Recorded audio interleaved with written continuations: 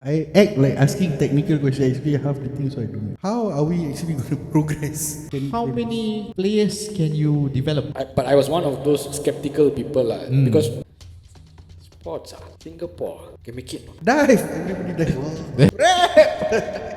Why are we harping so much about trying to get Singapore team to play for the World Cup? There's a lot of issues with the S League. How do you go to support a team that you don't even know who are the players? These players are not even playing in the first 11. How are they selected in the national team? Soccer being our national sport, it's disappointing as a Singaporean.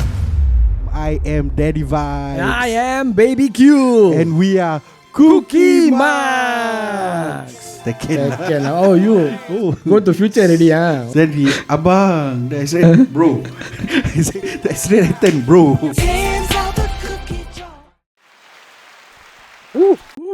Alright, welcome back to part 2 of this episode, and thank you for staying tuned with the two of us and also our very special guest, Khai Viale. Thank you. Am I pronouncing the Viale part right? Yes. Alright. Perfect. We had a very good and knowledgeable insights about soccer, for me at least. For me so actually. Oh really? Yeah. Really man? Yeah. I act like asking technical questions. Actually, half the things I don't know actually. Oh, I was No lah. I know lah. Yeah, that's right, exactly. Cannot be what. I mean, our regular viewers know that I'm a non-soccer kind of guy, so I don't have much knowledge. But anyway, today we're very rude lah. Why? We forget to say thank you so much for agreeing to come Yes, and share your stories. Yes. We will thank you even more at the end of the episode again. Yes. Alright, let's get back to regular programming. Straight lah. Straight ask, have to ask. Got a lot of What questions. was the question just now? Huh? You asking me what question I have or what question you have? The question I asked just now. I What about space? Space. Space constraint. Yeah. Like, because of that, that's the downfall of the school. Yeah. But if you actually, looking like from today, looking back, what would you have done differently actually? I don't know. I mean, if there are spaces opening up that we can secure for a year or 2 years, then of course it'd be great to have that continuity lah.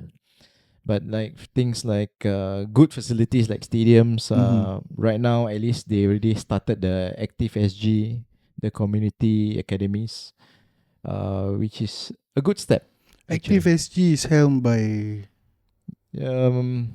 I think Alexander Duric. Yes, Duric. Yeah, Duric is with all the former national team players as coaches. But at that point of time, during your tenure with the school, how were the other bigger clubs doing? As in the bigger schools were doing? Because I know at that time JSSL had their schools. Then I know in Turf Club there were a few schools also. JSL was at Turf Club as well. I think A few other schools also they there. had I think AC Milan Academy there as well. Barcelona also. Barcelona just started at St. Patrick's, I think. Yeah, Barcelona, and then Real Madrid Foundation also. So when you say St. Patrick's, I assume they actually go to individual they go to the schools to to secure private schools to secure spaces. Correct. And that needs huge funding I suppose. Yeah, definitely huge funding.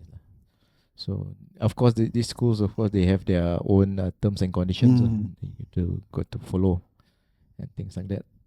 So yeah.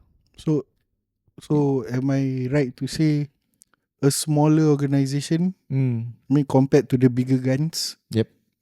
will actually drown with all these key factors? Yes, because we are in direct competition with them, and they are much bigger, well known. Yeah, they have maybe the financial might that they can secure the place for 2 years or 1 year, or straight away they can make payment, things like that. But how would, like, for the future, how would a school like yours? Because at times we need alternative schools. Yep. Not everybody wants to go to a branded school, Right. or a school that you need to pay high fees. Yeah. How would schools like yours will go through? Even like for myself, when I was in primary school, I was in a soccer academy lah. Okay. I was from ES4E. Okay, long that's fine, yeah. close already. Yeah. So those are like smaller schools lah. Mm. At that point of time, they tie up with Northland Primary or Northland Sec Right. Nation. So every weekend I get to go Mm. and do whatever I need to do lah, the trainings and stuff. Correct. But you know, with whatever how the times have changed, and like last time when they want to book a field, they don't need to go through Active SG. Yeah, yeah. It was like direct to the school, direct to you the chop. school. Yeah. But like with now, like the system where it's a ballot process, and even though ballot process, Correct. like certain key people will always get that ballot somehow or other, Yes. and they will sell it Yeah. at exorbitant prices. Yep. They organize the So, games lah. which Yeah. is So expensive. how are we actually going to progress? Like, Yeah, that's with the all thing. this. That's the thing. Unless you follow the UK way lah, where the schools actually you can identify, like, okay, these kids they want to be professional footballers in future.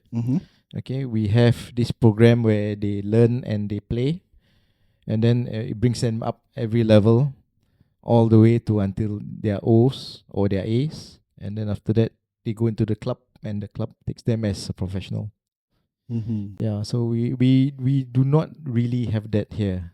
So that's the thing. So the closest one is sports school lah. Sports school lah. But sports school, how many soccer players can you take? How many teams can you make? Correct. Yeah, you can only make one team. And then you have maybe 11 plus another 8 to 11 substitutes. The different age groups. Different age groups. So when you're in the age group and you're not among that 20 or 25 squad, then what do you do? That's the question. Yeah.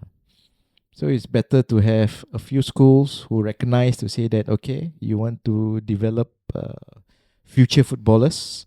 Okay, why don't we have this program that you as a footballer, you have a certain timetable to train, you have a certain timetable to study. Okay, you will also have your exams to pass, and then we'll make sure that you go up step by step until you reach to the point where you can be offered professional contracts lah. So that's what one way that we can look into lah. Yeah. So for a normal person like that don't go through this system such as me I was nak flex lah kira. I was from Woodlands Wellington under 16. Okay. So at that point of time, like school, I didn't know that. Kind of nice to know now, actually. Nice. So school ended like 1 o'clock. Okay. You know, school ended 1 o'clock. Secondary school ended 1 o'clock. Then by 3, you need to reach training ground already. Train. Then the training, I tell you, at that point of time, like although you fit already, like it really pushes you lah. Then by the time, like you see at 3 o'clock, you haven't do homework, no? Yeah. 3 o'clock, you haven't do homework. Then you train. You're right. By the time you finish, That's why you see your school and your training with Woodlands is actually a separate entity. You know, because I don't go through that system. We need to have a school which, together with the club, to say that, okay, these are the boys that you have identified. Okay, let's develop them in both sports wise as well as academic. Sorry, correct me if I'm wrong. But it wasn't or isn't Singapore Sports School doing that? Yeah, the Singapore Sports School is doing that. But the thing is, how many players can you develop? Because you have only one team. Okay, I mean, okay. I don't know. Like I said, I'm not very familiar with the soccer scene. But let's say Singapore Sports School actually holds this so-called organization or management. Where, like what you all said, how many teams can you have? Yeah. Okay, on a slightly accurate ballpark, how many teams do you think they can have for sports school? Sports school, they can because have, I'm sure they are not just doing soccer. They are not. Just, they're doing all sports as well. But so if you focus on space football, constraint, space control one thing. Yeah, how many teams? Because if you're looking at the general population of a different age groups, you can have 10 to 12 teams easily.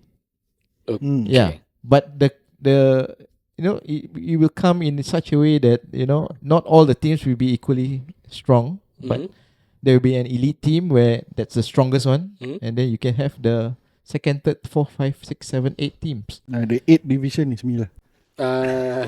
But you need all of them Mm. to be playing against each other together as often as possible.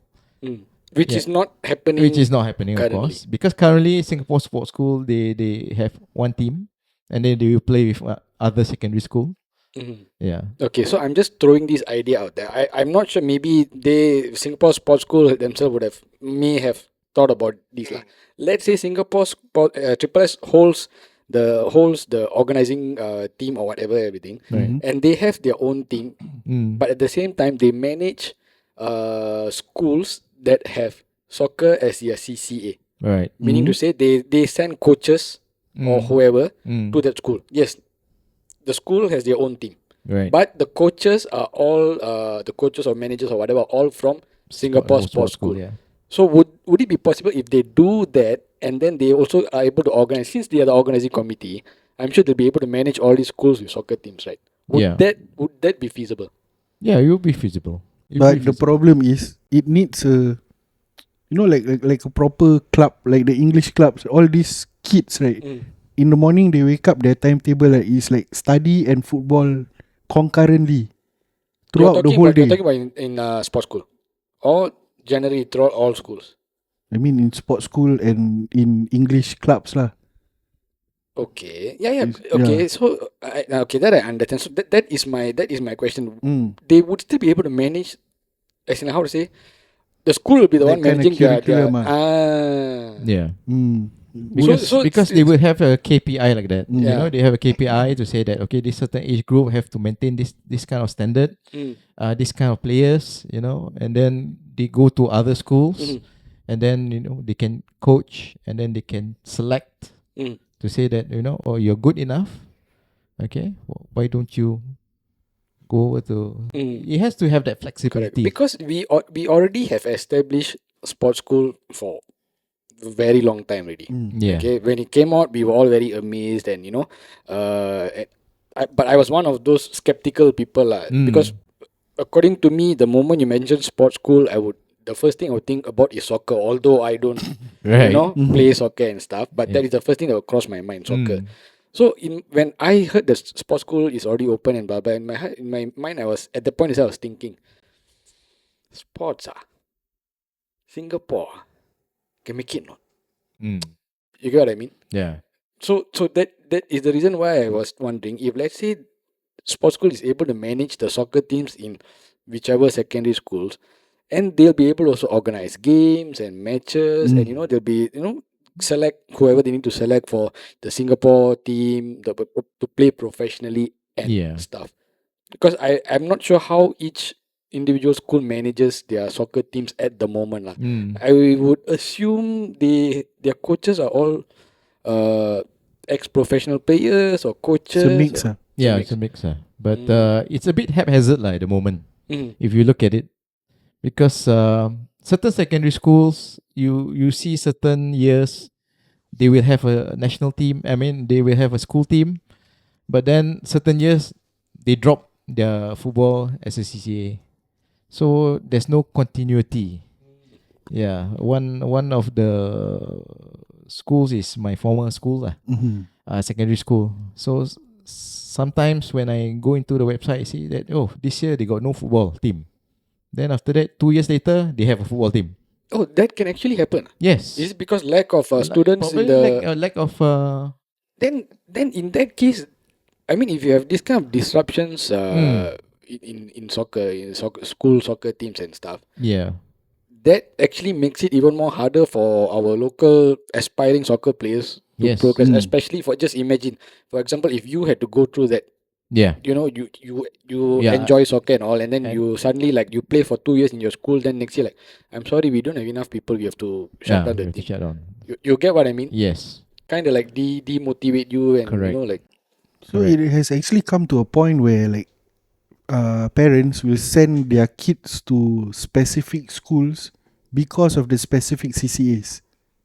For example, like football, they want to send to example ACS because of football. For example, So ACS is really good in not football. bad, not too bad. Yeah, ACS Junior is good. Yeah, ACS Junior. And there's a stark difference, also in budget. Like those schools that are good in football, they will actually pump money and get better coaches. Like whereas the normal schools, the PE teacher will be the one coach. Yeah, so that was my assumption all this while when it comes to soccer and stuff. I was in my mind, I always assume it is the PE teacher who is the one conducting all these soccer during games my time and it stuff. was the PE teacher. So it was not necessary for you to be registered with. Sorry, what's the official organization for coaches for schools sports? For schools, the schools they have their own committee to actually organize football teams. So nothing to do with the sports committee. Classy coaching or school. Yeah. You can be the school teacher itself, or they have budget, then they engage from outside. So normally it's a teacher from the school that they have as a coach. Correct. So that means if at the point of time you were able to be a teacher, you would have. I will teach them how to dive. Everybody dive. Dive. Dive. They learn diving techniques all lah. If I the coach lah. Until now it's like that lah, PE teacher. Yeah, some schools will be using PE teachers, Mix, but some ex-national players offered themselves to coach the team. Yeah, because I know Lee Man Hon at that point of time was doing for Greenwich Secondary, and then we had Kade Yaya who did SJI, did very well for SJI. Yeah. I see. Nice. If. Yeah, but there's no actual program to say that, these are the batch of players, students who are going through academic and football together, which they will actually, we know the next step for them is actually to secure a contract with an athlete club. Yeah, so that program doesn't exist. Then if okay, I would, in my mind, this is something that's important lah. Like what you just mentioned, it does not exist. For me, I would say it needs to exist. Yes. So if it is not already in place, why are we as a nation, or why are we as an organization, a football organization, we are preaching so much about trying to get our players to be in the professional league, or maybe even play for like Chelsea or whatever lah, internationally and stuff. And why are we harping so much about trying to get Singapore team to play for the World Cup eventually, somewhere down the road? Yeah. We need to have that base correct first. Because right now it's like, some other team is qualifying for the World Cup. Oh, you want to do it too. But you do not know that before that team, like for example Japan or Korea, before they actually go into successful World Cups, what have they done at the back end? Yeah. They have done a lot which we have not seen. Correct. And that was one of the things that I was amazed when I started seeing Asian countries actually like coming to play for the World Cup. The very first time, like Japan, South Korea, and who else not lah. So the first time I saw, I was like, Asian team oh, not bad, that kind of thing. Yeah. So that's the thing. Like for me, is like if we don't have that basic, that foundation, but yet we are harping so much. Like for example, there was a point of time, Singapore will play for World Cup 2010. 2010 came, then they increased another 10 years. Correct. You get what I mean? Correct. It's always increasing, and even though I don't play soccer, this is can say sort of like a general thing that Singaporeans need to know lah. Yes. You read the news and social media and stuff. So no foundation, but yet we are saying the same thing again and again and again. And not just that. I have actually seen like gone were the days where my parents or my uncles and stuff, like they watch local soccer and they're like cheering, especially my father. When I was young, I can hear him like shouting, "Goal!" Oh, that must be the Malaysia Cup times lah. Probably lah, like goal and all those things. You don't see that for local soccer right now lah, or at least for the longest of time. Yeah.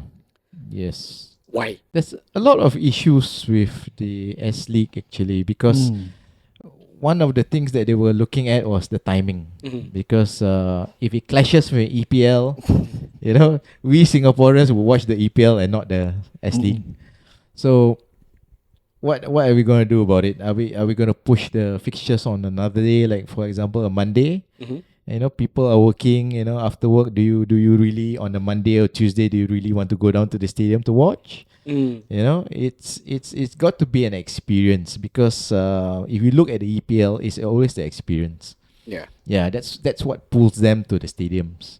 Mhm. Yeah, but for Like the a S League, carnival is- atmosphere. yeah, but for the S League, it's like what pulls you? You know, the newspaper don't even cover your games. Yeah. They don't even tell you who are the players. You don't even know who's the players. You're staying in Tampines. You want to support Tampines Rovers, but you don't know who are playing. Mm. So how do you go to support a team that you don't even know who are the players? You know? Even the one of the latest, to me, is latest or what? Local soccer players I know the who plays professionally is Irfan Fandi, is it? Irfan Fandi. That one also I know is because of his father. Yeah, because it's father. And but who else do I know? Let me just buy Haki. By Haki Kaizan, yeah, Retired. retired. Sorry, unfortunately, these are the only two players I know. Okay, you see? Yeah, You know, that's the that thing. kind of thing. So I mean, if you're looking at the current situation, you know, the Singapore team. If you look at the lineup, sometimes you figure out, you know, in S League, these players are not even playing in the first 11. How are they selected in the national team? First 11 as in In the club. Okay. Yeah. Example, there's this particular player that's been selected for Singapore national team, but in the S League, he's in the sub. He wasn't even playing. He's not even playing. So Sometimes he doesn't play for the how games. did he get selected? Sometimes the last 15 minutes he plays, and yet he gets selected over people who are playing more often than him. Oh. Yeah, so that's why sometimes it's a question mark. So that question mark has been a thing for the Yeah, longest time. so- I'm sure as passionate football enthusiasts, you all get angry, pissed off, and mad in regards to our local soccer, lah. Yes, Yeah. Right? yes. Is it something that, how to say, wants to bring you forth to address this issue with the officials, or like you know, maybe like form a I committee think of yourself. we want to support them. We want to support the national team because when fixtures are out, you know, when we're going for a certain competition, of course we want our team to play the best, and we want the best players available who are not injured, who are there on merit that because they're playing often and they know what they're doing. But sometimes when you look at the call up, it's like, why are you calling up this player who is not playing? You know, that's number one. Number two is like, as a coach or as even though if you have a national team committee, so are you confident enough with the players that you selected? That's the thing. And then they like to call overage players also that For that matches, are way past their prime. Like you can see them in game struggling. You know, because the opponents are much younger and faster lah. And I mean, this is because they don't have a choice. They I'm need also the player. old lah, right? But Not really. I don't play for national team. Okay. Yeah, but they like to select that. I don't know why. So now the new trend is to find somebody who has Singapore links and then you get him to play for Singapore. But also there's an issue. Like there's this guy lah. His name is Perry Lim. Perry Ng. Perry what? Perry Ng. Ng, sorry, not Lim. So he has been training with the national team. Every time there's a call up, he won't be called up, but he'll be training with them for like, don't know, 5 years already. For a while. For a while. Yeah. A few years I think already. he just got his IC or something. I don't know. He got it already, but still not playing for us. Yeah. Don't know why. And yeah lah, like there's no inquiry on that. Like this fella, over the years, he will go past his prime. So what he was and what he is gonna be later on when we call him will be different also. Yeah. So that's the problem. So now we got two players, one South Korean and one Japanese who's playing for Singapore now. Yeah. So I'm a fan of both, but the Korean one is aging already. Yes. He became slower already. You know, at times you can see glimpses of his past lah.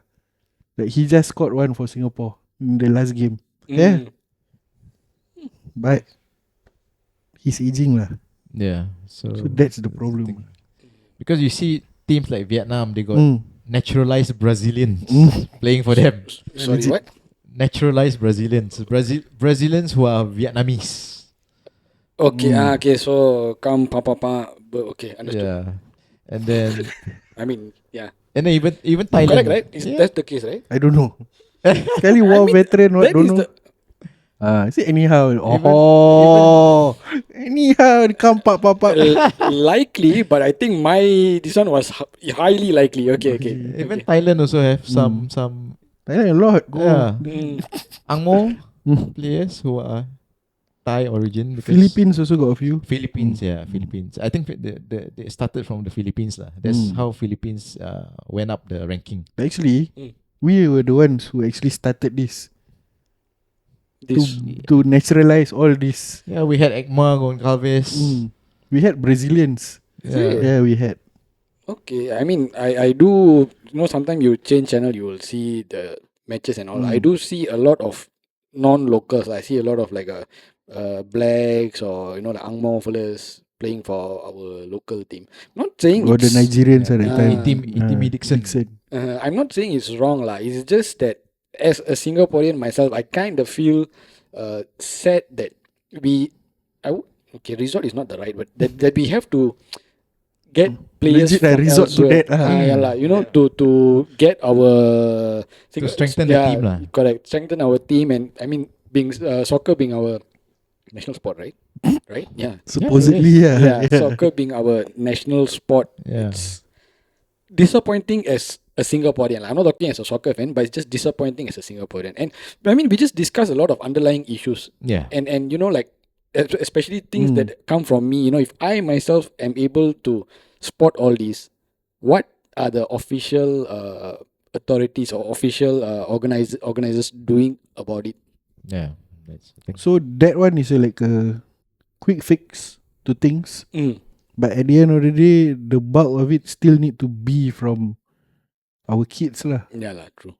Yeah, that's the thing. So Which unfortunately, I don't think it would get any better lah. For our kids lah. We need continuity lah. But if you don't have a base that to start it all, because teams like Japan and South Korea, look at what they have done.